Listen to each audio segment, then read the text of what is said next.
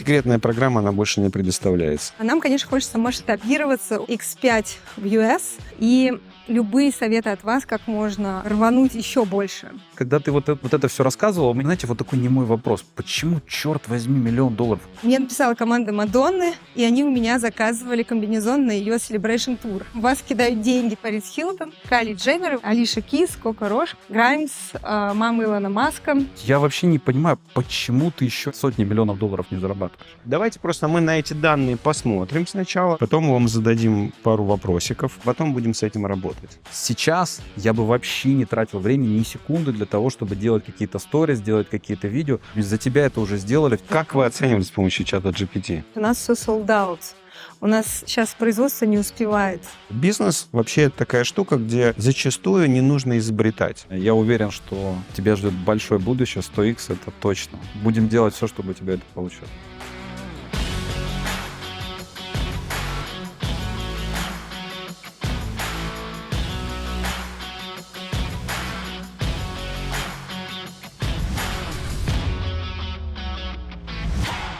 Меня зовут Маша Агапкина. Компанию я основала в 2018 году в Нью-Йорке. У меня есть еще 3 сооснователя, которые тоже из Европы. И у нас также на данный момент небольшая компания, 20 подрядчиков и ниша женская одежда. И основной ключевой продукт, это моносют. Вот он на мне. Это одежда для горнолыжки, для йоги, для спорта, для путешествий. Нам, конечно, хочется масштабироваться очень здорово, мощно, там, X5 в US. И любые советы от вас, как можно с этим всем арсеналом, с классным продуктом рвануть еще больше. Вы, наверное, знаете, что индустрия моды — это одна из самых загрязняющих индустрий в мире. Может быть, не все, конечно, это знают, но после oil and gas индустрии это вот прям номер 2. И вот вся одежда, которая на нас сейчас есть, вот прям на каждом из вас, вот мы все умрем, а она будет еще разлагаться. Вот как бы проблема примерно такая, и о ней обычно никто не говорит. Потому что это невыгодно никому.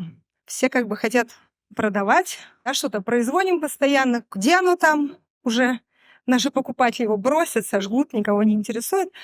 А вот как бы такая визионерская позиция — это все материальные вещи, которые мы производим, в том числе вот в нашем бренде, да, мы считаем, что они должны жить циклично и быть безотходными. Что это значит? Вот, например, в данном случае мы взяли мусор, переработали его в порошок, переработали в нитки, сделали комбинезон, человек его поносил, забираем его обратно, перерабатываем в новый дизайн, продаем снова.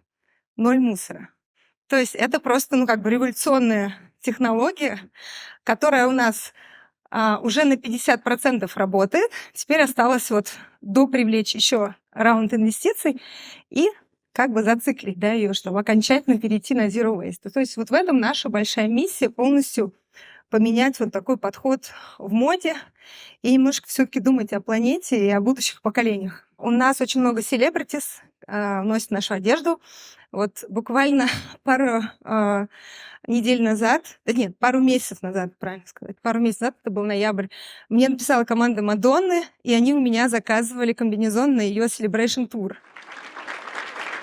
Спасибо большое. Здесь энергия прям на сцене мощная. Вот такой короткий список. Не весь. Знаменитости, которые нас носят: Мадонна, Пэрис Хилтон, Кайли Дженнер. Вы можете у них в инстаграмах найти отметки о нас. Алиша Кис, Коко Рош, Граймс, мама Илона Маска. Вот, это очень круто. И важно сказать, что это не были платные размещения. То есть, например, Пэрис Хилтон написала мне в директ. И как бы вот это было для меня... Я опять сначала не поверила. Начала листать. И говорю, нет, это она. Даже написала в ее агентство, спросила, это она? Да, это она. Вот это было весело. Да, вот весело. Так, это вот все эти замечательные дивы в комбинезонах наших из разных коллекций. За несколько последних лет мы сделали несколько коллекций. То есть у нас были дропы такие больше для вечеринок, были дропы для йоги, были дропы для лыжников. И вот тоже вот интересная история с позиционированием. Как только мы стали вместо универсального позиционирования как просто фэшн-бренд сделали несколько лендингов, гораздо лучше стали конверсии. То есть прям вот мы таргетировали на конкретные группы. Просто раньше у нас была ошибка, мы общий такой сайт со всем ассортиментом таргетировали как бы немножко как в никуда. И вот это нам как бы помогло. Что представляет собой наш ключевой продукт? Это как бы такой, я бы сказала, iPhone в области моды, в котором зашито как бы несколько вещей одновременно. И на самом деле на рынке такого же точно сочетания крутых value, которые мы даем женщине одновременно, ну, просто нету. Во-первых, комбинезон дышащий, он супер тонкий, при этом супер теплый. Он антибактериальный, то есть он против антиодор. Дальше он супер тянется, то есть я просто вот, то есть вы можете в нем делать все, что угодно. И, конечно, наши вот эти фирменные молнии на попе позволяют делать любой стайлинг, то есть вы можете что угодно поверх него одеть, что невозможно делать с другими комбинезонами. Кстати, это все эта технология, да, мы ее запатентовали. И, естественно, то, что это делается с переработанного пластика, это очень, ну, мне кажется, это очень круто. Из похожих ниток делается вся одежда для олимпийских чемпионов. То есть это вот high performance clothes. То есть это вот технологичная одежда. Вот такая. Это, кстати, самая продающая у нас в рекламе. Это на вас ставят, да? Да, Мне кажется, с этого слайда нужно было начинать. да. Да, вот сейчас должно было быть видео после вот этого. Why say it out loud? Gift her monosuit, and she'll get the hint. That's strategically placed zippers. It speaks louder than words. Monosuit speak louder than let's make love. Вот. Это тоже очень хорошо у нас реклама работает. Кстати, мы в ней использовали аватар мужчины, AI, то есть это несуществующий мужчина несуществующим голосом говорит. Но мне кажется, это не так сильно заметно. География продаж у нас сейчас Европа, Америка, оптовые продажи у нас есть там в Китай. Для меня было удивительно, почему у нас покупает Дубай и Катар. Они сами у нас вышли, но потом я поняла, что они его используют, так как в связи с религией им нужно полностью, чтобы было тело закрыто там зимой, летом, весной. И как раз этот комбинезон они поддевают под свои как бы вот эти рясы. И вопрос, во-первых, им тепло, уютно, и вот вопрос с молниями тоже решен. И они у нас вот прямо тоже одни из таких основных оптовых покупателей. В Нью-Йорке, Лос-Анджелесе у нас мы представлены в магазинах Wolf Badger, Flying Solo. Также в Катаре мы есть и в Китае тоже. Это 4 физических магазина. И в онлайн-среде мы есть, ну, сейчас основной у нас Shopify, Zalando, Wolf Badger, Not Just a Label, About You. То есть вот все вот эти площадки. Значит, наш дизайн запатентован по всему миру практически. И что у нас интересного? Ну, по поводу Shark Tank, на самом деле, это очень интересный отдельный опыт. Выступать перед аудиторией 10 миллионов человек, это было, конечно, интересно. И то, что было приятно, что меня выбрали, на самом деле, одну из 100 тысяч кандидатов, как мне потом сказали. То есть я была одна вот в этом сезоне из всей Европы, ну и России. То есть там никого больше не было. Это было, конечно, очень приятно. Самое интересное после Shark Tank, что когда передача вышла в эфир, и просто на телефоне вот эти вот уведомления о продажах, это прям такой спам. То есть вы представляете, как бы прям в вас кидают деньги, ты прям $290, 300, 500, 1000. И вот я вот так стояла, и это было, ну, какая-то эйфория. То есть такого никогда не было. Это как-то мега, конечно, было круто. Самое неприятное, что стали узнавать на улицах. Ой, вот. Не нужно делать все самой. Вот это ошибка всегда. Сама интересная вот история, что кажется, что если тебя выбрали, ты сразу туда идешь. Нет, там проверяют полностью, делают due diligence компании. То есть я подписывала договор с Sony Pictures Studio, и раз там в неделю мы созванивались с продюсерами. Это была куча вопросов, это была подготовка, это были репетиции онлайн. То есть прям такая интересная была очень история, очень крутой экспириенс. И Shark Tank — это, конечно, больше про пиар и про маркетинг, потому что ну вот выход на канале АБС, вот если бы, например, я бы его купила, или кто-то бы купил там его, это около 100 тысяч, 100 тысяч долларов, ну, стоит это время, ну, вот, которое... По сути, я как бы получила бесплатно, потому что я как бы прошла. То есть, вот, то есть это эквивалент. Вот. Так что, кстати, если у вас, да, есть 100 тысяч долларов лишнего бюджета, можно на АБС купить время. У меня такого не было, такой роскоши. Соответственно, у нас есть вот несколько вопросов, и, может быть, вы что-то посоветуете. Давайте вы просто не пойдем сейчас, ну, то есть как бы есть такая методика, то есть вот вы сделали презентацию, Маша, то есть как бы все, в принципе, понятно, да, а не до конца, там что-то еще у вас есть, да? Ну, есть данные по юнит экономике еще. Да, давайте просто мы на эти данные посмотрим сначала, да, на все, которые хотите презентовать. Потом мы вам зададим пару вопросиков или несколько дополнительных уточняющих, вот, а потом будем с этим работать. Хорошо. Так, по юнит-экономике у нас средний чек $290, это цена комбинезона. Соответственно, стоимость привлечения клиента у нас сейчас от 85 до $120 по платной рекламе. Если не считать как бесплатных вот этих вот волн от Shark Tank, да, и есть определенная сезонность у разных типов клиентов, как, например, горные лыжи, уже сезонность прошла там. А можно я сразу вопрос задам? $120 какие каналы привлечения? Мета. Ну, то есть Инстаграм, Фейсбук, реклама. Мгм. Да, себестоимость продукции у нас сейчас, себестоимость одного комбинезона, он где-то примерно $40, а мы хотим с ростом уменьшить ее до $20. Дальше все, что связано со съемкой фото и видеоконтента, тоже план снизить за счет AI. И это очень, на самом деле, сейчас крутая тема. Мы прям тестируем, как раньше мы тратили довольно большие бюджеты на съемку видео и фотоконтента. И сейчас в Adobe Photoshop можно невероятно реалистично делать фото. То есть действительно мы тестировали на разных... 95% людей, которые не профессионалы, они не понимают, что это AI был. Была сделана фотография, поэтому... А какой в процентах у вас бюджет уходит на вот это создание контента? Нам нужно примерно 5 съемок в году. На каждую съемку уходит от 5 до 20 тысяч долларов. Где-то около, ну, грубо говоря, в год $100 тысяч, да? Угу. Да, примерно так, чуть меньше. Ну, здесь все приведено сейчас к единице продукции. Поэтому, в принципе, можно... Конечно, из Милана тоже доставка дорогая. И мы думаем о том, чтобы искать производство поближе, так как наш сейчас таргет-маркет Америка. Надо искать вариант поближе, но пока с теми запросами по качеству производства не можем найти, но не сдаемся, продолжаем. Значит, также переход на fulfillment. У нас сейчас склад в такой полуручном режиме.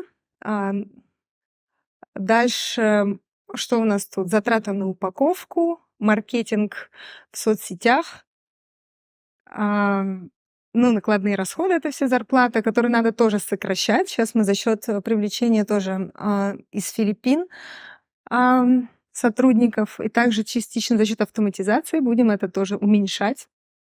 Аренда у нас не такая большая, своих магазинов у нас нет. Вот, поэтому получается вот чистая прибыль $95, и маржа 30%, что я считаю как бы как временный вариант, это приемлемо. Я думаю, что надо с этим дальше работать в сторону увеличения маржинальности. Это просто пример там одной воронки по Инстаграму конкретно. Вот такие метрики там за декабрь были по одной сделанной рекламе. Не могу сказать, что они они как бы средние, я так скажу, к себе критично отношусь, они как бы средние, могло быть получше, и если у вас тоже есть идеи, как их улучшать, мы тестируем там разные креативы, какие-то, в какой-то момент у нас получалось ROI 6, то есть потратив $1 на рекламу, у нас $6 выручки, вот, но эта реклама была сезонной, так она была связана с лыжами. Вот, так что наша задача ROI 6-8. Ну, считаем, что это реально, нужно просто... Саму платную рекламу мы запустили на Америку только в конце ноября. Поэтому, получается, такие данные немножечко, ну, как сказать, недоразвитые, да, с этим нам надо работать. Привлекли 2 агентства, из 16, это большой был выбор, 2 из них оказались хорошими. Стоимость продаж у вас что входит? Стоимость продаж через мета, это вот как через мета, конкретно Инстаграм и конкретно 3 самые успешные рекламные кампании. Это объем продаж? Да, это объем продаж. Супер. Помимо комбинезона у нас есть всякое разное интересное. Там платья, сумки, обувь. То есть у нас также есть кроссовки. А в продуктовой линейке комбинезоны сколько составляет, а сколько все остальное? А комбинезоны 80%, где-то 20% все остальное. Мгм. Мы как бы позиционируем все остальное как коллекция вокруг комбинезона, как бы, для того, чтобы его стилизовать. У меня вопрос такой. Смотрите, у вас цель на 2024 год по удвоению продаж и достижению рентабельности. Но у вас 30% прибыльность сегодня. Да, 30% прибыльность без учета как бы реинвестиций в технологию. То есть если брать прям юнит-экономику, мы оттуда убрали вот эти реинвестиции. Если их вообще не делать, то тогда будет 30%, да. Как я сказала в начале, то есть наша задача выйти на полностью zero waste цикл. То есть когда мы не только перерабатываем мусор в комбинезоны, а также можем их опять назад принять и переработать их снова в новый дизайн. А сколько нужно денег в год? Ну, насколько я понимаю, реинвестиции в технологию — это уже не юнит-экономика, это какой-то плюс-минус бюджет. Да? Вот о каком бюджете в год мы говорим? Сколько нужно бюджета в год на эти инвестиции в R&D? Так скажем, эту задачу можно решить более быстрыми темпами, если инвестиций много, и можно решать более медленными. Мы сейчас идем медленным темпом и тратим на это где-то примерно около $200-300 тысяч. Ну, то есть как минимум это 200-300, а вообще по-хорошему больше. Да, надо больше. $1000 в год для того, чтобы покрыть. То есть, соответственно, если вы делаете миллион, у вас 30% прибыльность, то есть у вас всего остается 300 тысяч, и это как бы позволяет делать R&D медленными темпами. Хотелось бы, конечно, получить прибыль даже с учетом инвестиций, да, вот этих. Понятно. Сейчас у нас такой раздел, где все могут задавать вопросы, и это разбор не мы с Александром делаем, это мы все вместе делаем разбор. Но у нас есть приоритет некоторые. Мария, прекрасный бизнес, свою шляпу. Скажите, пожалуйста, 2 вопроса таких коротких. Первый, какой ваш основной рекламный посыл? Ага. И второй вопрос. Знаете ли вы сегодня барьер, почему вас не покупают потребительский барьер? У нас действительно, я признаюсь, не хватает детально проработанного анализа клиентов, как тех, которые нас купили, как тех, которые нас не купили. У нас тоже это стоит в планах, это прям сделать. То есть то, что мы делали сами опросы клиентов, где-то около 50 клиентов опросили, вот, и выяснили вот как раз вот эти инсайты, которые мы применили, что это используется для лыж, для йоги, для вечеринок, очень используется там для путешествий на самолете очень часто и на машинах. Также на скалолазании. То есть мы вот это выяснили, поэтому построили несколько лендингов, прям заточили под каждую аудиторию. Но это зона, в которой надо еще копать. То есть А какой все-таки рекламный основной посыл? charisma and comfort are finally met. А анализа о том, почему не покупают, у вас вы не делали еще? У нас все sold out на 2 месяца вперед. То есть у нас нет такого, что у нас не покупают, что у нас что-то лежит. То есть у нас все sold out. У нас сейчас производство не успевает. Это хорошие данные, просто вы об этом ничего не говорили. Сори, это было самое главное просто. Но в этом нам помог, как мы считаем, Shark Tank. Но он не может нам вечно как бы помогать. Конечно, мы в рекламе теперь, слава богу, можем везде писать «As seen on Shark Tank». Вот. И у нас сейчас задача обслужить заказы, которые пришли в декабре. У нас до сих пор их нет. Шарк Танка висят на бэклоге. Да. Окей. Хорошо. Следующий вопрос, друзья. Давайте вопросики по уточнению. Назад передайте, пожалуйста. Раз, у меня вопрос. Анализировали ли вы вообще, что с рынком по этим костюмам? То есть я так понимаю, что наверняка есть, как вы говорили, еще такие костюмы, там, только не расстегивающиеся и из там, других материалов. То есть вот каков рынок? Да, условно, есть ли какие-то другие бренды, которые в огромном объеме продаются? Сколько они стоят? Вот эти все писательники ваши. Рынок вот этих бодисьютов, он стал развиваться прямо вот как раз, когда мы начали в 2018 году. Объем рынка, когда мы оценивали его, кстати, с помощью тоже чата GPT с разных сторон, объем рынка комбинезонов, там очень сложно было вычислить именно бодисьюты, потому что мы также продаем обычные комбинезоны. Это было $3,5 миллиарда в Америке. То есть он, в принципе, ну, как бы достаточный, чтобы им заниматься. $3,5 миллиарда рынок комбинезонов. Да. Да. Как вы оценивали с помощью чата GPT? Мы писали разные промпты в разделе Analytics и спрашивали у него, сколько было фактически продано jumpsuits, bodysuits и аналогичной продукции за прошлый год по разным брендам. И он выдавал вот данные от миллиарда до 3,5 в зависимости от того, какие типы комбинезонов туда заносить. Также косвенно я это вижу через... Можно просто залезть в Amazon статистику, посмотреть, сколько там продается бодисьютов. Там тоже это видно. Вот, да, в этом и был вопрос. И я правильно понимаю, что вы, из того, что я понял, посыл, вы самые дорогие, или это не так? Вот в каком сегменте вы сидите? Да, мы в премиальном сегменте, и у нас действительно средний чек по комбинезонам, он средний. Средний по отрасли. Потому что есть бодисьюты, например, Terry Mugler, но у них как бы люксовая линейка, и они у них там по $2,000. Вот. Есть бодисьюты на Амазоне китайские, непонятно какие, разные, по $30. Вот. Соответственно, между Terry Mugler и амазоновскими у нас есть вот это value с молниями на попе, которое, когда мы его показываем девушкам в рекламе, вот у нас по 5 миллионов просмотров набирает видео, как у нас открываются и закрываются молнии на попе. Это вот самое такое. Да. Вот сзади справа. У меня такой вопрос. Знаешь ли ты процент возврата с платной рекламы? Потому что это то, что жирает вот именно твой прибыль. Да, это очень классная история с возвратами. Интересно, что возвраты именно с Shopify по платной рекламе, вот мы считали прям несколько раз, потому что я не верила, они всего лишь в пределах 5%. То есть у нас очень мало возвратов. И почему у нас мало возвратов, а фэшн обычно 30%?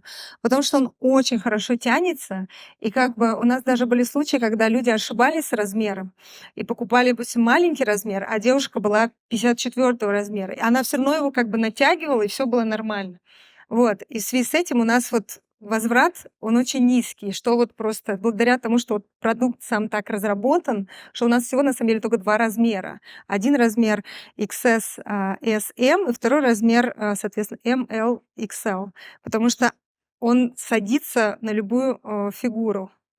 Вот. Но если мы его продаем через маркетплейсы, как бы вслепую, когда мы просто его отгружаем, например, на Zalando, в Европе, например, очень привыкли, ну, наверное, в Америке также, но просто конкретно я видела цифры по Европе, Zalando. То есть мы туда отгружаем, и у нас каждый раз 30% возвратов. И мы стали переживать, что не так с нашим продуктом.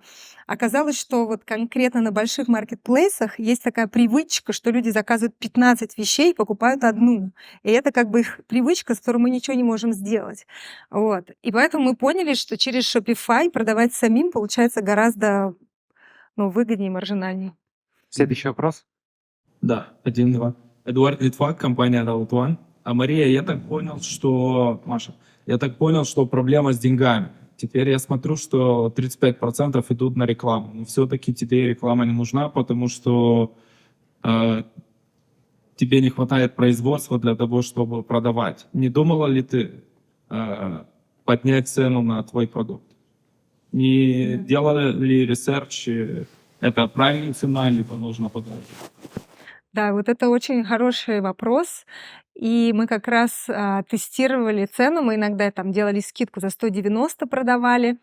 И иногда давали клиентам прям вот промокод, чтобы они применяли его.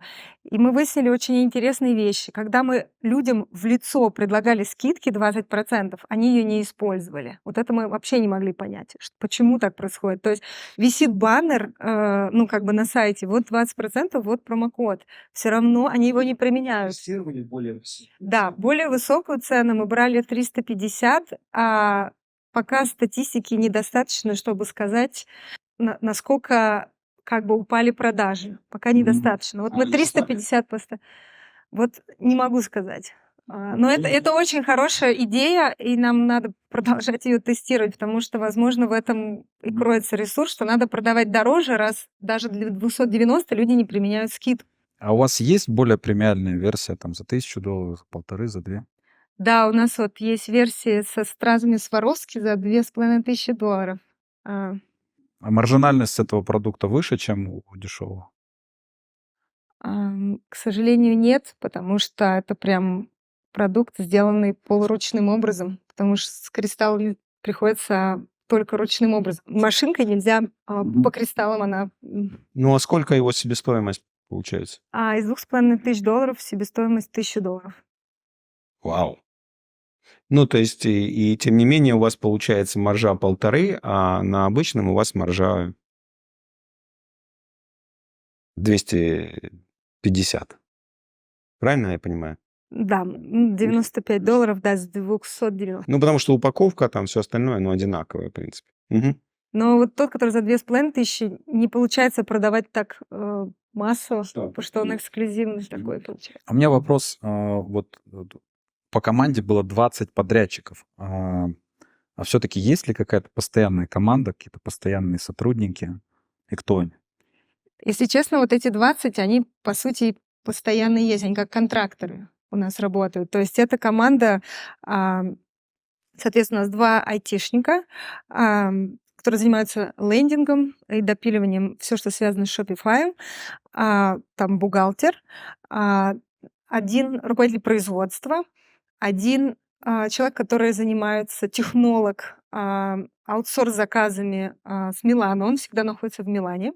Также просто операционные люди, которые занимаются обработкой заказов клиентов. Вот, кстати, хотела прокомментировать по поводу того, что на премиальных брендах ожидается, что будет говорить живой человек. Вот здесь очень интересно, потому что ChatGPT на данный момент выкатил такую версию.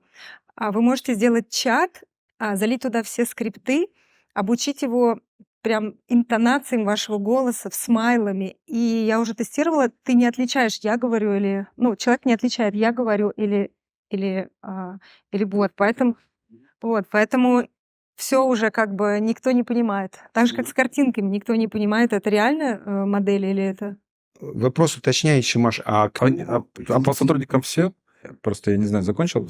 У нас есть менторы, у которых были похожие успехи, именно американские. 2. Там 1 основной, 2 как бы такой второстепенный на подмоге. Значит, кто у нас еще? А есть маркетолог? Да, у нас 2 кофаундер занимается маркетингом и продажами, но, к сожалению, у него опыт на Европу, и мы сейчас активно ищем sales и маркетинг-директора. В потенциале это кофаундер, который бы нам помог заскелиться именно на Америку. У нас этого человека действительно нету, и я каждую неделю я провожу интервью, и нам прям этот человек очень нужен. И если, ребят, вы знаете таких людей, я готова вот помимо 5 комбинезонов, $5000 в премию, если вы зареферите такого человека для нас, который нам продержится у нас 6, как минимум 6 месяцев, и мы с ним сдружимся, и все будет хорошо.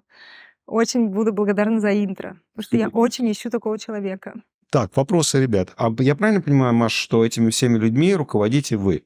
Да, я поэтому, кстати, вот хотела сказать, что очень рада была присоединиться недавно на программу. Как раз Наталья стала нами заниматься. Начала нас упорядочить, потому что у нас, могу честно сказать, конечно, бардак в операционке. То есть продукт классный, пиар, все, но внутри мы очень неструктурированы, и все процессы надо автоматизировать. Вот, и я очень благодарна. Также вот я была у вас на программе по ораторскому мастерству тогда, мы выступали, я помню, в Майами. Мне очень сильно это помогло на Это Шарк-Танке. секретная программа, она больше не предоставляется. Мне это очень помогло на Шарк-Танке, потому что я помню, что тогда я вышла и тоже рассказала про продукт, и ребята меня стали челленджить, и мне как бы вот этот майндсет, что я уже как потренировалась на живую аудиторию, он мне всегда помогал. Я вспоминала его, я представляла на Шарк-Танке, что это не миллионеры или биллионеры сидят, а те ребята, с которыми мы тогда общались, и мне было легче. Так что это прям было не зря. Спасибо. Мгм. Вопросы? Маша, это Антон, привет. Не знаю, видите меня или нет. Ну, у меня как бы из своей индустрии. Ходил ли ты к инвесторам? Если да, кто к каким? И какая была обратная связь? Мы в сентябре привлекли еще $1 миллион за 5% equity. То есть обратным счетом это значит, что наша компания стоит $20 миллионов на данный момент. Вот. Это ангельские инвестиции. Значит, к инвесторам вот прям в том смысле, как вот ты имеешь в виду, вот так вот широко, правильно, 50 питчей нет. Но после Шарк-Танка у меня было вот несколько предложений, в том числе о покупке компании. Вот. И я до сих пор вот общаюсь с ними. То есть один был покупатель из UK, вот, они были готовы прям купить половину сразу компании, и мы вот сейчас просто ведем переговоры, там, они хотят больше, там, точнее, ну, больше процент, вот, но я не готова продавать компанию в том, чтобы это просто превращалось в какой-то масс-маркет продукт. У нас также вот немножко дебаты по стратегии. Не знаю, может быть, так не надо делать, и это недостаточно меркантильный подход, надо быть более меркантильным. Но для меня вот эта миссия, чтобы sustainability бренда, она никуда не делась, это важно. Вот. И, Антон, если ты можешь помочь организовать или как-то меня направить на дополнительный питч, на следующие раунды, я абсолютно буду очень благодарна и какой-то твой интерес в этом учесть. Я тебе сейчас как обратная связь будет накидаю. Вот. По поводу фидбэка, фидбэки были разные. Я общалась также с одним венчурным фондом. Самый такой интересный был фидбэк. Он был, правда, не от людей, связанных с фэшном, но он меня заставил как бы задуматься, что люди не понимают, и значит, я неправильно доношу. То есть один человек сказал, что ты уж определись, или ты делаешь технологию, или ты делаешь одежду, или ты делаешь там какие-то коллекции. То есть я объяснила, что любой фэшн-бренд сейчас — это не только дизайн, это всегда технология. То есть, например, если возьмете, допустим, бренд Louis Vuitton, у них есть дизайн, у них есть технология, как они эти сумки делают, она запатентована, и у них есть, соответственно, там тоже там маркетинг и так далее. То есть любой фэшн-бренд сейчас — это составляющая нескольких элементов, где технология всегда присутствует. То есть если вот фэшн-бренд без технологии, это сразу китайский Амазон, то есть он никому не интересен. Да, Маша, скажу тебе опять, что радуюсь твоему успеху. И многие из нас знают, как ты, твой путь, как ты сильно через Инстаграм, через social media все рассказывала про твои monosuits. И теперь вопрос у меня такой. На будущее, насчет пиара, ты будешь продолжать, чтобы развивать свой личный бренд, ты хочешь стать лицом бренда или у тебя другие планы? Вот это тоже, на самом деле, очень крутой вопрос. Почему? Я вот вчера прям сидела и думала, как мне делать все то же самое, только легче. Что-то у меня вот много приходится работать. Думаю, надо найти легкий путь. Потом, окей, какой легкий может быть путь, чтобы было дешевле и проще? И действительно, если инвестировать в личный бренд, то есть когда я сама продаю, получается, что это это получается в разы дешевле. Да, можно там использовать мой аватар и так далее, чтобы всегда мое время не тратить, но если, например, я буду иметь, допустим, в Инстаграме 1 миллион подписчиков, то это будет все продаваться как бы автоматически. Мне не придется вкладывать в это огромное количество усилий в продвижение. То есть хороший пример — Ким Кардашьян, известная тем, что она известна. То есть она как бы ничего не делает, то есть просто public figure. И к ней прицепляются сразу Skims бренд, beauty бренд, все. То есть и они на ней как бы вот живут. То есть им не надо больше сильно там, ну, понятно, какой-то двигать, толкать. И получается вот эта история, да, мне надо будет идти в... Что мне, собственно, нравится? В развитие личного бренда. Надо много над чем поработать. Все впереди, но обязательно в этом году я себе поставила цель 1 миллион подписчиков живых в Инстаграме и живая аудитория. Маша, а сколько у тебя уходит денег на R&D, это именно подготовку новых стилей, да? И как долго этот стиль может продаваться? И как часто тебе нужно придумывать новый стиль? Это первый вопрос. А второй вопрос. Не думал ли ты поставить ее и стать самой просто лицом компании, чтобы другой человек занимался ростом продаж и управлял компанией? Да, сразу отвечу на второй вопрос. Это прям моя мечта. Я очень хочу найти такого человека. И сейчас мы вместе совместно с Высоцкий консалтинг выстраиваем структуру, чтобы этот человек мог уже туда как бы спокойно встать и этим управлять. Потому что, может быть, как я поняла, не каждый может выстроить. Кто-то может ранить, но выстроить не мог. И это вот моя мечта. Это моя тоже цель на этот год. Потому что я креативный человек, я дизайнер, я музыкант. Мне очень тяжело одновременно управлять бизнесом, получается расфокус. И у меня прям мечта найти вот этого сильного человека с US маркетинг и sales опытом. Поэтому это правильный вопрос, и я уверена, мы его найдем. По поводу первого вопроса. У нас раньше уходило много на это. Мы делали много экспериментов, пока мы пришли к этому продукту. То есть у меня это где-то 3 года заняло. Я когда оглядываюсь назад, думаю, это было сложно. Нам надо было как-то все это легче делать. Но я прям, видимо, заморочена. Мне надо, чтобы был прям идеально. Совет, мне кажется, я бы себе дала такой, что не надо доводить до идеала, можно было продавать более сырые продукты и тестировать. А я прям вот пока не довела до идеала, я не стала так давать. Вот это моя была ошибка. Вот. Сейчас как можно делать? Продукт уже разработан, посадка есть. Просто меняются цвета, меняется позиционирование там чуть-чуть. Например, для скалолазов там какие-то более яркие цвета. Там.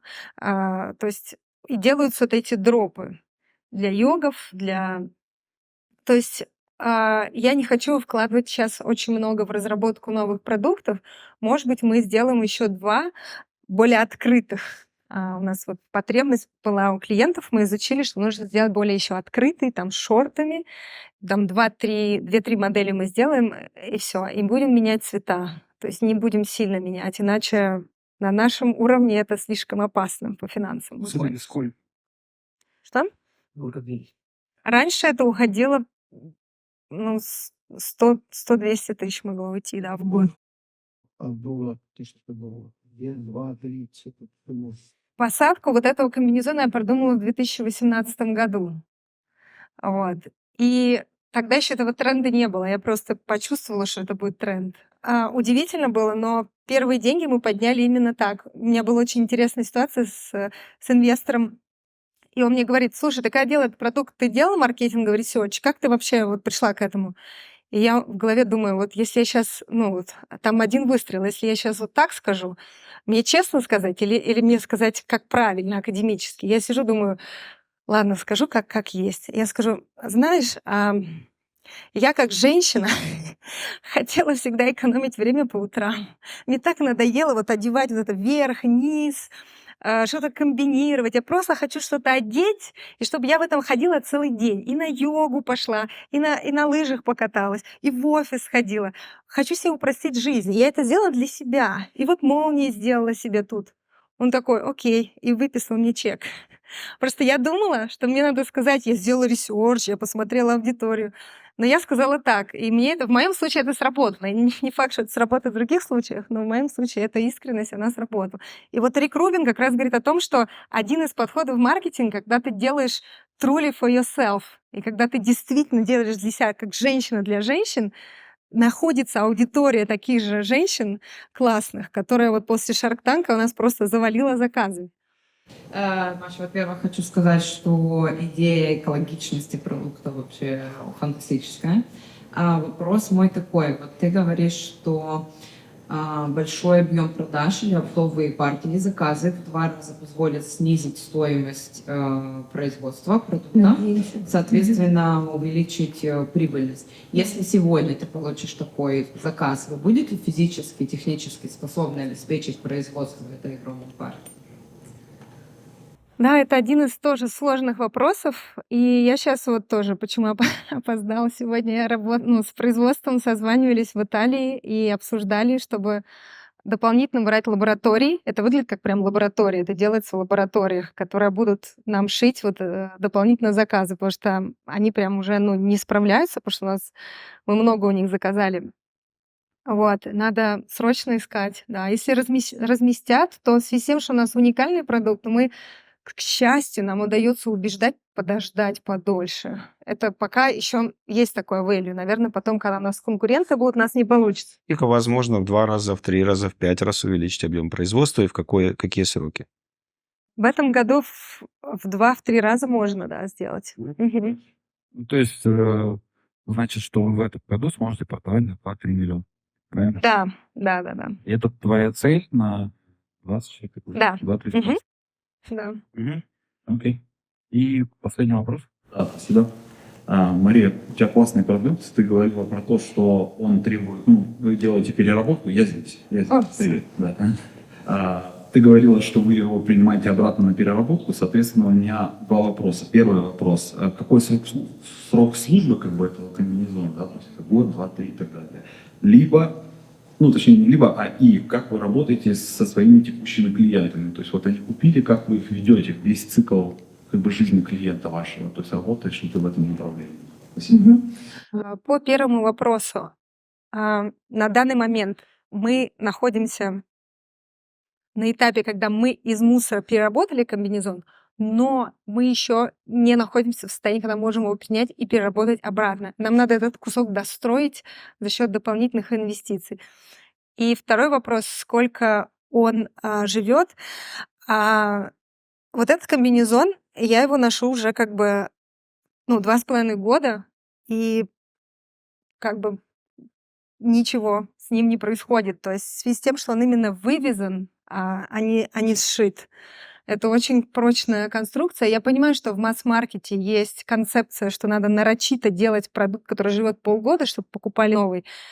Но в премиальном сегменте, и, наверное, это мои какие-то внутренние, тараканы в связи с тем, что пока я не могу его принять обратно в переработку, я не хочу делать краткоживущий продукт и превращаться в генератор мусора. То есть как только я смогу их обратно принимать, действительно будет иметь смысл делать комбинезоны, живущие 3 месяца. Просто надоело, мы его берем, перерабатываем, проблем нет. И тут для меня абсолютно очевидно, что то, что ты сейчас делаешь, структурирование компании, я бы даже сказал, что это прокачать себя. На самом деле, любое создание большого сильного бизнеса, это начинается с того, чтобы поменять что-то в голове. Я думаю, что если ты к этому отнесешься честно, ты начнешь видеть вот именно то, где ты не отпускаешь. А ты где-то очень много не отпускаешь. У тебя очень крутой замысел, экология, дизайн, вот эта вот миссия для женщин. Это все мега круто. Дальше я бы посмотрел, а может быть, ты где-то не делегируешь это каким-то очень большим силам, которые могли бы тебя вынести на эту очень большую волну. Я просто тебе пример приведу. Компания, мы с Александром инвесторы в DVC, David's Venture Capital. Одна из портфельных компаний — это 3D Predict. Марина Домрачева, очень интересная предпринимательница, она живет в Нью-Йорке. Вот супер. А ты что же в Нью-Йорке, да? Не, я сейчас не. Угу. Окей. И вот очень интересный кейс. Они делают элайнеры, для зубов, да, для управления. Для выправления зубов. Вот. И у Марины уникальная технология, уникальный софт и производство этих элайнеров. И она привлекла инвестиции, мы уже 2 раза в них проинвестировали, они развиваются. Что она обнаружила? К ней в этом году стали выходить крупнейшие, там, топ-5 производителей элайнеров и говорят, давайте мы у тебя будем этот софт лицензировать. Она сначала что сказала, у нее была реакция такая, отвалите вы мои конкуренты, я сейчас вот еще я вам тут буду этот софт лицензировать. Это была борьба вот такая внутренняя с эго какое-то время. Она прям полностью, вот мы с ней разговаривали буквально позавчера на эту тему, она это не могла принять. А потом в какой-то момент она просто... Почему? Потому что она все это создавала, производство, понимаешь, там... И в какой-то момент она поняла, если я буду продавать всем мировым производителям элайнеров свой софт, ну, что значит продавать? Это лицензировать, это постоянный кэшфлоу. Я буду специализироваться только на этом. Я просто посчитала маршрут. Она посчитала масштаб, понимаете? И самое главное, она посчитала количество людей, в жизнь которых она сможет принести изменения. То есть тех самых пациентов, которые получат лайнеры, рассчитанные ее более совершенным софтом, то есть и получат лучшую улыбку, там, быстрее, там, и все такое. Да, если посмотреть, она поставила очень сильную трансформативную цель, я не помню число, но это там что-то типа там сколько-то, 500 000 что ли, там людей, которые пользуются. Там прям конкретно цифровая цель. Она обнаружила, что если она лицензирует этот софт, то 50% таких элайнеров на планете будут поставлены с помощью ее софта. Да, это интересная точка зрения. Это вопрос того, что отпустить возможность для твоей команды заниматься какими-то областями. Ну, это вот в бизнес-бустере, ты с этим разберешься, здесь я спокоен, главное, что ты туда вливала время, внимание, мы поможем. А второе, да, вот посмотри на бизнес-модель, покрути. Вот сейчас у тебя очень хорошая точка, потому что ты знаешь, когда ты вот это все рассказывал, у меня вот такой, знаете, вот такой немой вопрос. Почему, черт возьми, $1 000 000? У кого такое было? Вот то, что вы смотрите, какого хрена вообще? Как это возможно? Причем я Машу знаю уже несколько лет. Я понимаю, она вот с моносютом, она давно. И мама Илона Маска уже не первый год его носит. То есть я думаю, вот одна... то есть я такой, черт возьми, да, пусть еще кто-то поносит. Да. Я понимаю, что здесь, то есть я вообще не понимаю, почему ты еще не, сотни миллионов долларов не зарабатываешь. У меня еще есть такое, знаешь, наблюдение. Это просто то, что я думаю, что, бизнес вообще это такая штука, где зачастую не нужно изобретать. То есть мы складываем самые лучшие работающие бизнес-модели, мы складываем уже из работающих кусочков. И поэтому даже на разборе звучит вопрос, вот там опыт, а как это было, там и все такое. Но в каждом бизнесе есть что-то, есть какое-то открытие, есть что-то такое уникальное, есть там и что-то особенное.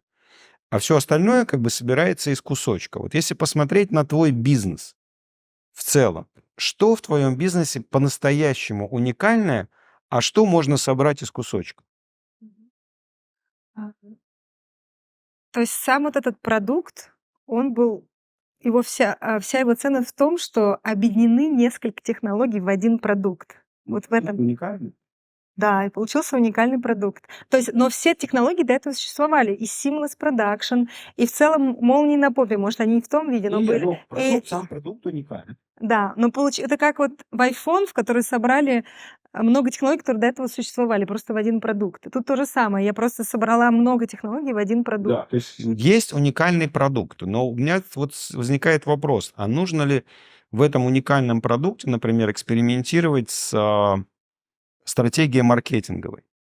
Вот у меня первый вопрос, который возникает, потому что ты говоришь, что у тебя есть идея, что ты должна продвигать это как инфлюенсер, как Кардашьян. Но я небольшой знаток Кардашьян, но, насколько я помню, их известность пришла из мира ТВ-шоу. И потом, как уже звезды ТВ-шоу, они это эксплуатируют, там, развивают и так далее. Но ты не была звездой ТВ-шоу, к счастью, занималась более серьезными вещами, занимаешься. Вот. У меня, например, возникает большой вопрос, а насколько эта модель, она правильная и эффективная? Потому что, безусловно, ты очень красивая, и, безусловно, ты очень хорошо доносишь идеи, ты артистичная, но я думаю о своем опыте, да? То есть, в моей области меня заменить намного сложнее. Потому что есть много гораздо более красивых людей, которые двигаются лучше. Есть много людей, которые динамично доносят. Ну, есть люди, у которых лучше владеют голосом, они лучше владеют жестами, у них лучше сценические манеры. Но есть вещи, которые я не могу заменить. Как говорится, бороду сбрил, но умище же как бы никуда не спрячешь, да, как в этом анекдоте. Но я серьезно. Но что касается твоей области, в твоей области как бы люди, ну, они покупают моносьют, и если этот моносьют надеть на модели, и он все равно выглядит как моносьют, и он от этого никак не проигрывает и так далее. То есть если мне приходится быть в моем бизнесе таким dancing bear, да, танцующим медведем, из-за специфики, и то мы стараемся от этого избавляться, потому что это катастрофическая хрень, которая мешает всегда развитию бизнеса. Это вовлеченность в оперативный процесс, а маркетинг — это оперативный процесс, редогенерация — это оперативный процесс, создание имиджа бренда — это оперативный процесс, вовлечение фаундера в оперативный процесс — это всегда стопор, это всегда ограничение в развитии. С точки зрения маркетинговой воронки, по-моему, я не знаю, вот коллеги маркетологи со мной согласятся, количество просто социальных доказательств и сильных звучных имен, оно зашкаливает. Оно просто куда еще? То есть мы берем делаем хорошую воронку, ничего гениального. Тут можно холодный трафик, черт возьми, лить с хорошо обученным пикселем и просто получать реально работающий поток лидов. Ну, я не знаю, вот какой там объем этой ниши есть, я не знаю, честно. Я не знаю, у моей жены есть ли вот что-то подобное. Вроде вот какой-то костюм для йоги у нее есть, как-то она купила. Ну, то есть я думаю, что это достаточно не узкий рынок. Вот меня немножко смущает вот эта узость этого рынка, что он узкий. И, наверное, это растущий рынок, наверное, это тренд. Но вот весь рынок, который есть, вот этими всеми сейчас кейсами, цена адекватная, да, это не там $2000, цена адекватная, себестоимость производства адекватная. Просто заряжаем воронку, нормально просто сделанную, и здесь не нужен, вот сейчас личный бренд твой точно не является узким местом, абсолютно точно. Вот когда ты делегируешь как бы оперативку, когда ты разгрузишься, когда у тебя будет самостоятельная команда, которая будет двигать разные направления в этом бизнесе, да, там производство, там маркетинг и так далее, тогда можно будет заняться. Это всегда хорошо, это всегда классно, ты молодец, ты яркая. Вот. Но сейчас я бы вообще не тратил времени ни секунды для того, чтобы делать какие-то сторис, делать какие-то видео, потому что, ну, черт возьми, за тебя это уже сделали все вот эти замечательные люди, как бы и Shark Tank, и Мадонна и так далее. И тебе нужно вот это продвигать. И теперь тебе нужно просто на всю катушку включать перформанс-маркетинг, ну, потому что очень понятно, почему тебя покупать. Да, вот как раз такого специалиста, у нас есть просто агентство, но это с агентствами плохо работает. Нужен именно head of sales and marketing, который понимает, как управлять этими агентствами и делает перформанс-маркетинг профессионально. У нас, к сожалению, мы пока не можем найти такого человека. А вот был, я не знаю, как зовут, специалист по инвестированию в фэшн. Можешь добавить? Вот будет на самом деле очень ценно. Вот оттуда откуда-то был голос. Вышел? Не, здесь мы нашли все.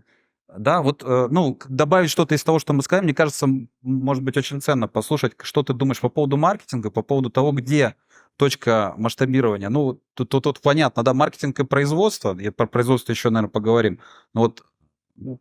Ну, первое, что я скажу, я бы точно не отождествлял этот бренд типа с личным брендом. Окей. И я бы никак бы это не вязал. Мгм. Вот. Что по поводу маркетинга, я бы сделал большой упор на UGC контент. Мгм. Вот. И Что такое UGC контент? Это блогерский контент. User-generated content, чтобы люди сами что-то проектировали. У тебя есть идея, что здесь может быть? ну, сходу нет. Как бы я делал это, тоже всякие сценарии еще там GPT. В целом это весь инфлюенсер-маркетинг — это Да. то, что будет работать. Потому что средний чек не особо высокий. Я работал с более высоким средним чеком. Вот. И это там работало. Ну, то есть там есть тоже определенные особенности, как это нужно делать. Ну, то есть ты имеешь в виду, что люди покупают моносьют и делают какой-то контент?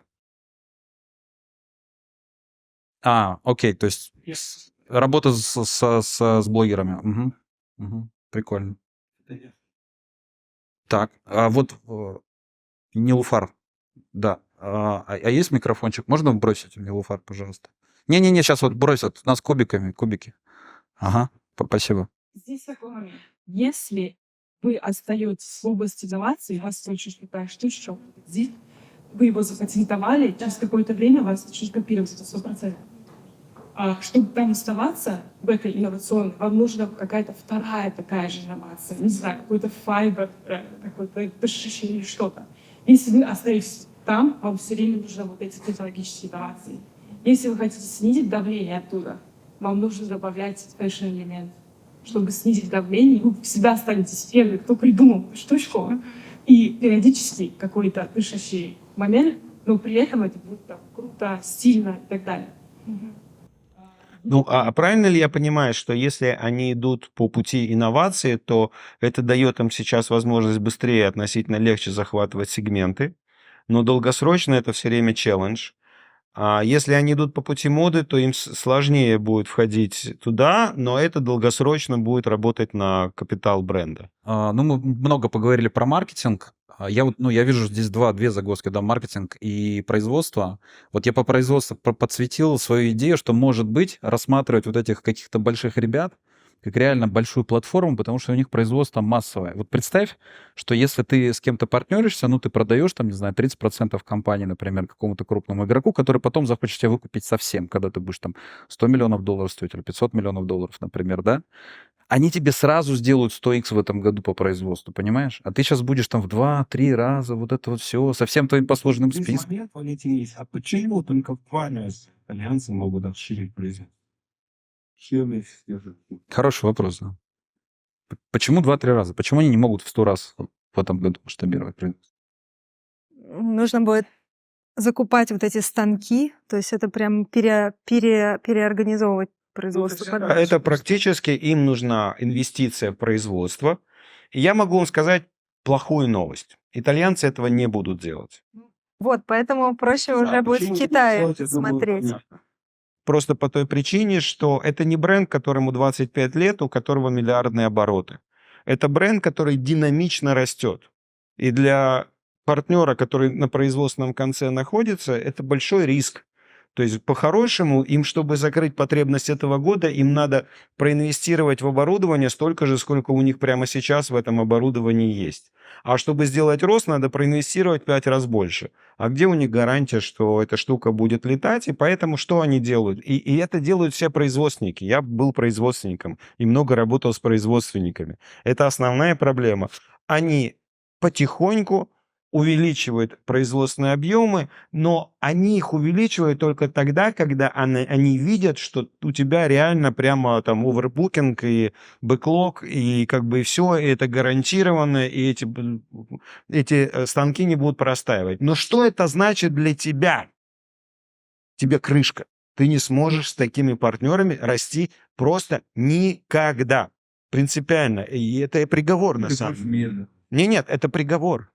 Ты никогда не сможешь. Ты вырастешь за 3 года в 2 раза. Ты даже не за год вырастешь в 2 раза. Ты за 2-3 года будешь расти в 2 раза. А за это время будут приходить конкуренты, которые будут смотреть: о, классная штучка, давайте.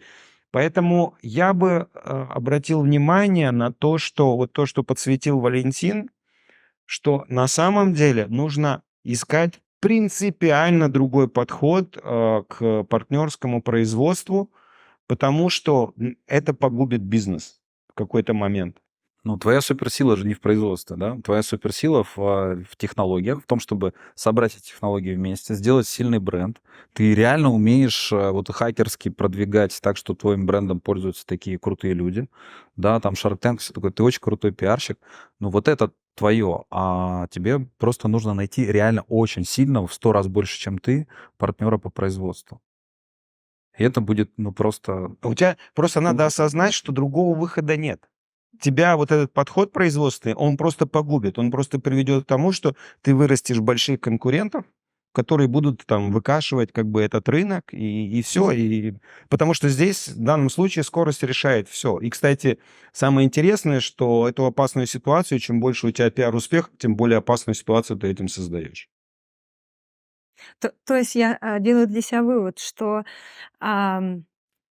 например, как бы, что называется, reach out, допустим, Nike, Allo, Lululemon, и прямо пытаться с ними сразу говорить, что вот у нас такой классный продукт, у вас такого нет, у нас похожая аудитория, давайте мы с вами вместе это все будем делать. Как бы такой вариант. Ну, я как стратегию построить с ними общение, это второй вопрос. Может быть, иметь стратегию общения построить так, что мы вот делаем вот это, а сейчас у нас там уже есть контрактное производство, мы будем масштабироваться в 100 раз. Ну, чуть-чуть fake it until you make it, понимаешь? Ты должна фома для них создать. Это уже стратегия общения с ним. То есть я бы не шел к ним, а давайте, вот ваш же завод, да, смотрите, то есть это слабая позиция, да. Но идея такая, да, иметь в голове вот эту идею того, что тебе это нужно, но не показывать слабость в этом. Потому что не должно быть включиться фома, что ты завтра, Nike должен думать, что ты там с Рибаком или я не знаю, с кем там и так далее. Да. И так как бы, ну вот давайте докажите мне, что мне нужно у вас там...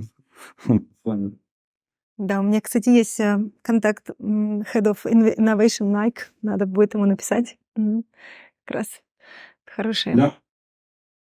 Так, супер. Ну что, у нас осталось 5 минут. Наверное, как бы это были основные. Если у кого-то может, ну что-то супер такое, вот давайте одно еще что-то скажем и будем уже финалить, потому что нужно дать Маше, чтобы она обратную связь собрала в кучу, что она берет с этого. Угу. У тебя было много вопросов по метрикам текущим, и вот в данном случае целесообразно определиться в первую очередь, с какой, со своей стратегией, какой стратегией ты идешь. Если ты уже пошла к ангельским инвесторам, ты уже пошла к венчурным фондам, то ее надо тогда держать в фокусе внимания. Потому что сейчас у тебя получается комбинация. То есть я как бы прибыль хочу, да, и экономику хочу настроить, и как бы и рост хочу одновременно. Ну вот так не работает, потому что ты с двумя зайцами гонишься, и в итоге как ничего не получается.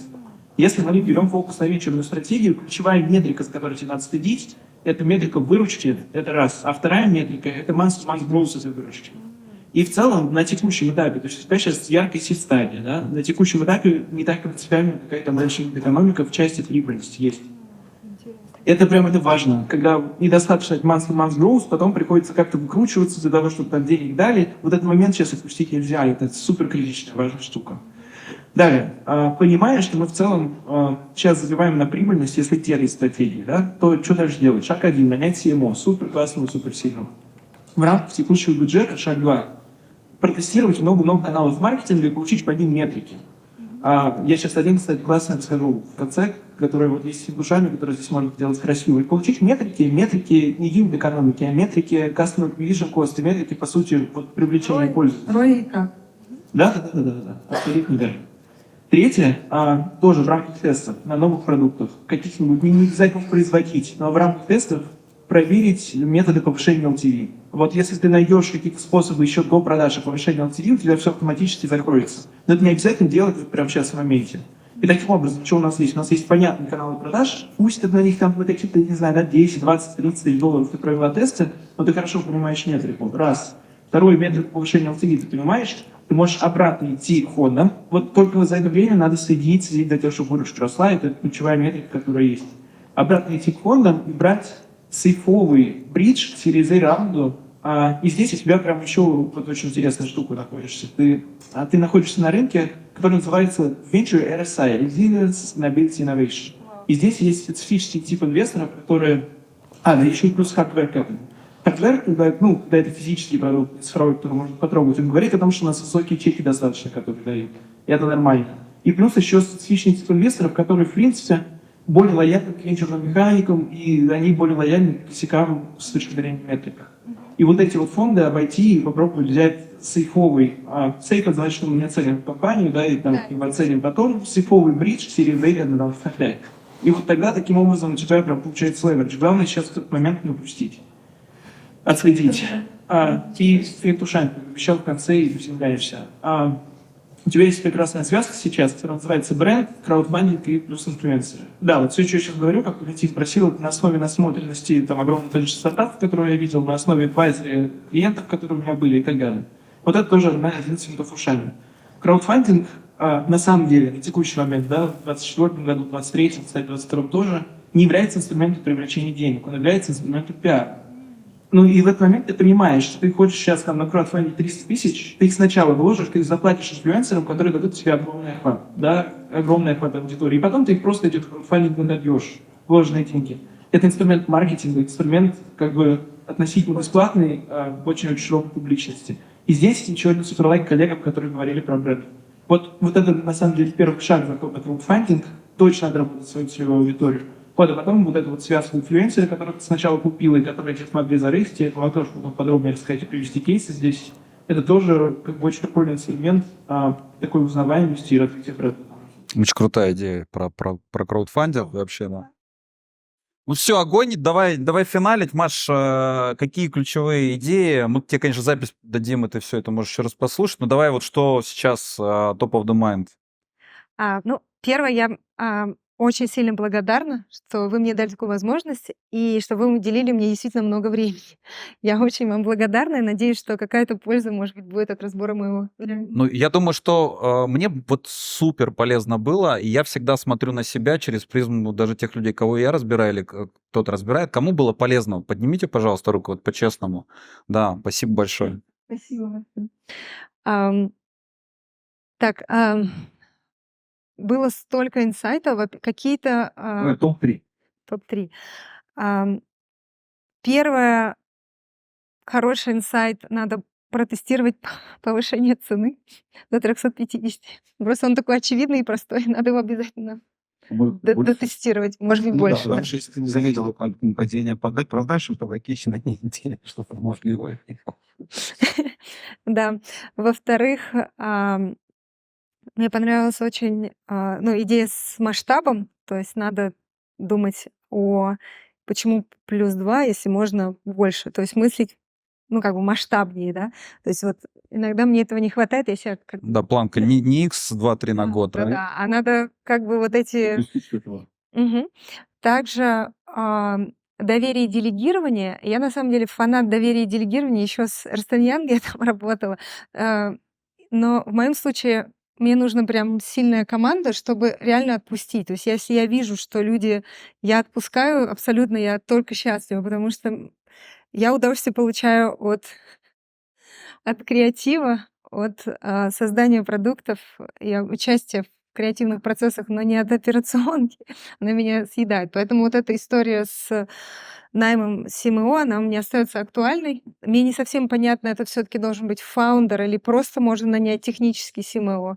Наверное, оба варианта рабочие. Это компетент. Просто не получить компетенцию. Если ты можешь получить его за деньги, лучше получать за деньги. Если не можешь за деньги, а только за долю, значит за долю. Ну, это явно то, что можно получить за деньги. Да. Вот. И очень интересно был инсайт, что можно выбрать стратегию, не пытаться выкручивать юнит-экономику, а пытаться пойти масштабом, то, что говорит Антон, и думать о капитализации и о ревеню в первую очередь, а потом уже о сиюминутной операционной прибыльности. То есть это уже и тоже другой масштаб. Также классный был инсайт еще раз посмотреть все P&L-ки доступные, посмотреть там структуру, тоже вот как бы узнать бенчмарки рыночные.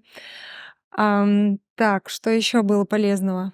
Некоторые вопросы, они мне очень понравились тем, что они подтверждали как бы какое-то мое внутреннее, то, что во мне сидело там. И последнее — производство, конечно, что производство, оно может и уже становится limitations, и надо продолжать срочно искать дальше. На самом деле мы ищем, но опять же не хватает просто ресурсов. Производств нам ищут агенты в Китае, в Португалии, в Бразилии, то есть мы ищем. При этом придется какой-то компромисс сделать по качеству, скорее всего, но окей. Ну, с масштабом видимо, надо это принять. Вот. Супер. Ну что, спасибо большое за разбор, это было очень круто. Спасибо вам большое всем, я так благодарна, очень спасибо. И ты очень смелая, у тебя просто потрясающий бизнес. Ну что, Да. Мы очень рады тебя видеть, очень рады твоим успехам. Ты горишь, ты звездная. Я уверен, что тебя ждет большое будущее. 100x это точно. Это точно будем делать все, чтобы у тебя это получилось. Спасибо большое. Я так рада. Каждый бизнес-бустер — это прям рывок вперед. Я прям всем рекомендую всегда. Это как будто в семью возвращаешься. Приезжай просто чаще, каждую неделю. Ну я вообще, что ты зашла все-таки в акселератор, потому что как бы приезжать, потереться там раз в году, пару раз в год, оно, конечно, здорово, но все-таки... Это мега value. Вот я извиняюсь, 2 часа с Наташей, и я потом поняла, что я месяц сэкономила каких-то каких-то вот этих метаний. 2 часа с Наташей разговор. Она мне дала все контакты, там каких-то вот те, которые я не могла найти, эффективные методы. Это не потому, что мне заплатили за рекламу. Это реально так. Это прям действительно так. И да, вообще много Спасибо. пользы. Друзья, давайте поаплодируем Марии Агапкиной, поаплодируем Александру Высоцкому, Валентину Василевскому и всем вам за ваши советы, за ваши разборы. Это был бизнес-бустер разбор прямо сейчас на